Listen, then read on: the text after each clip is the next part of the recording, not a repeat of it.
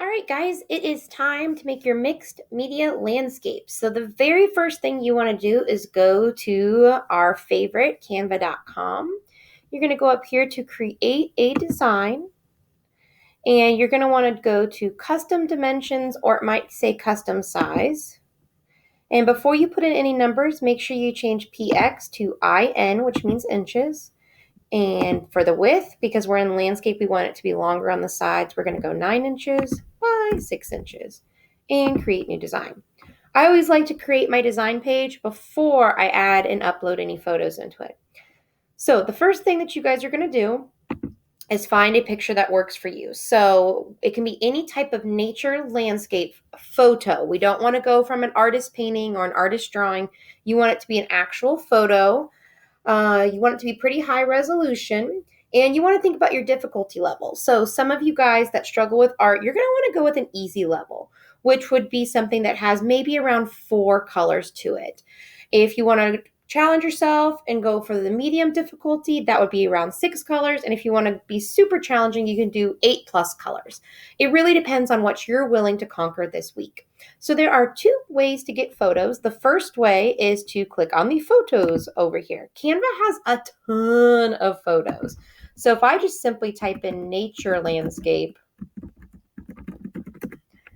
I get so many different options to choose from here that are really focused on nature, that don't have people in them.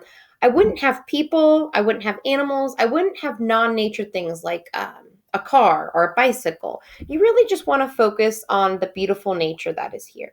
So it's really easy when you choose something from over here because you just click on it, boom, there it goes into your picture. But let's say you look through all these Canva images and you're just, nothing is tickling your fancy.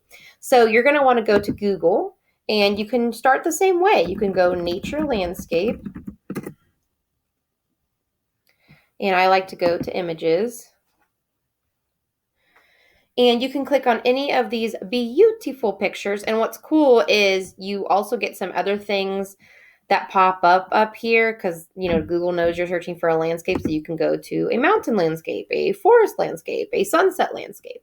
Whatever landscape you choose, whatever photo you choose, make sure that it's a little bit of a higher resolution. I would say over 500 pics by 500 pics.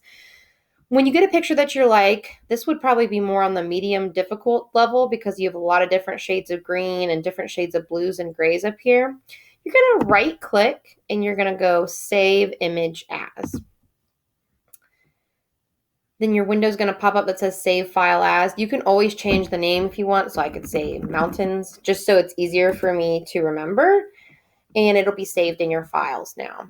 Now, when you go to Canva, when you're ready to upload that image, you go to Upload Media, and I'm on my actual project. I like to upload once I'm on my project, so I don't have to do more than one step. And I actually already had a sunset picture picked out from before.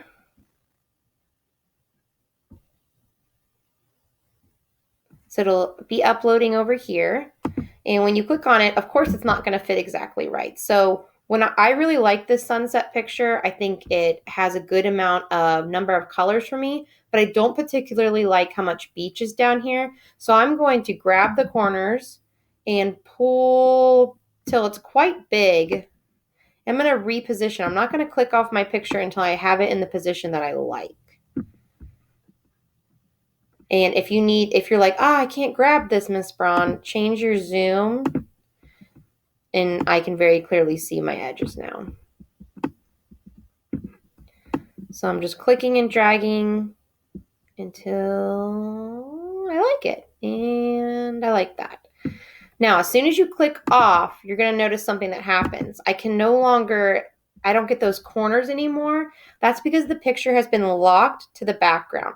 So if you did this and you realized that you really want it to be over to the left a little bit, you right click the picture and you go detach image from background.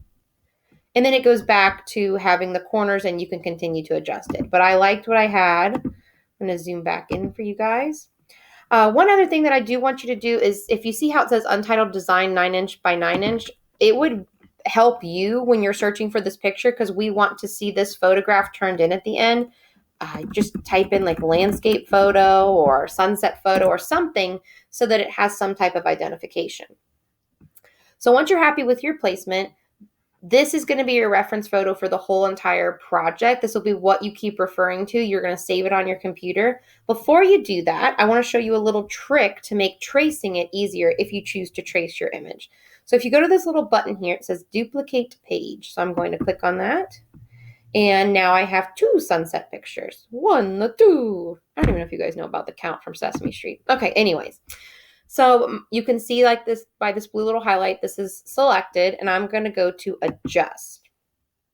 And I'm going to go to saturation and go all the way no color. And what this is going to do is this is going to allow me to see the value shapes. Value shapes are kind of chunks of shape, are chunks of value, are chunks of color that show, well, different values. They show a light section, a really light section, a really dark section. This is really going to help me when I'm collaging because I can clearly see the shapes here. This is also going to help me if I choose to trace my image because it's just easier than looking at a colorful picture. Now we're going to make it even easier to view. We're going to take contrast and we're going to up the contrast a little bit. So do you guys see how the shapes became much more defined? You don't want to go all the way. That's like almost too much contrast, but just up the contrast a tiny little bit.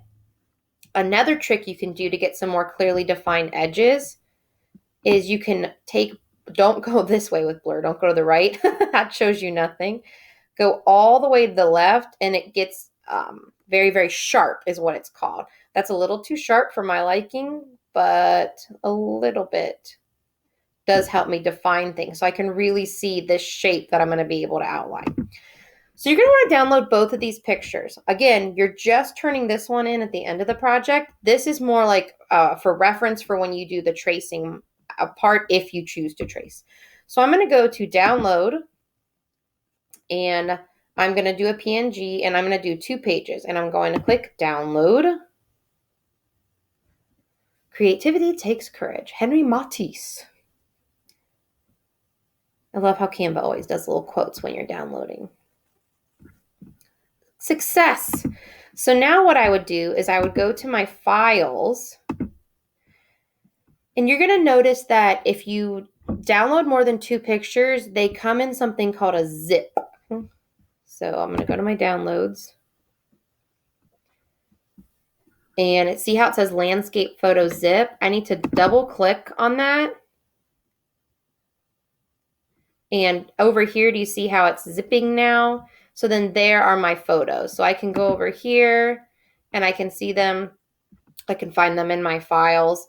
But zip means that it like was a kind of like a folder that got downloaded to your computer and you have to be able to click on them. So now when I'm ready to trace, which is the next step, I can click on my second image here.